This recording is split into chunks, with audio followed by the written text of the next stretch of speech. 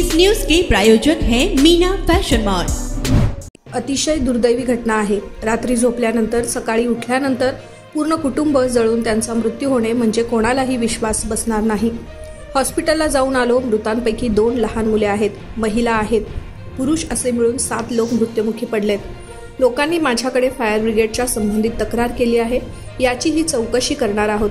पोलिसांना सांगणार आहे की अग्निशामक दलाची चौकशी लावून त्यांच्यावर कडक कारवाई करण्यात यावी। इम्तियाज जलील, खासदार। 7 जणांचा मृत्यू झाला। खूपच दुर्दैवी घटना आहे। रात्री झोपल्यानंतर सकाळी पूर्ण फॅमिली असा जाळून त्यांचा मृत्यू होणं म्हणजे आपण कोणाला विश्वासही बसणार नाही।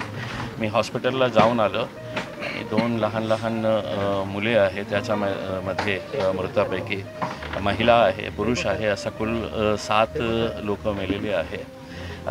माझ्याकडे जे तक्रार लोकांनी केलेली आहे ते फायर ब्रिगेडच्या संदर्भात केलेली आहे। आता पोलीसचे अधिकारी इथे आलेले आहे।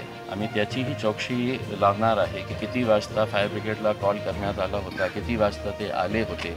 आणि लोकांचं असं म्हणणं होतं की त्यांच्याकडे टॉर्च नाही होती, त्यांच्याकडे जे सिस्टम्स होते ते सिस्टम्स ऑपरेट बरोबर करत नाही होते। पाण्याच्या टँकरच्या बाबतीतही त्यांनी सांगितलेले आहे की कॅन्टोन्मेंटची पाण्याची टँकर आणण्यात आली होती, ते मग फायर ब्रिगेडमध्ये टाकण्यात आलेले आहे, हे लोकांनी म्हटलेले आहे। मी म्युन्सिपल कमिशनरला आणि पोलिसांनाही हे सांगणार आहे की काही चुकत असेल फायर ब्रिगेडकडून ज्याच्यामुळे जी वाचवता आले नाही तर त्याच्या बाबतीतही आम्ही चौकशी लावायला सांगणार आहे आणि जे दोषी असतील त्यांच्यावर कडक कारवाई करण्यात येईल।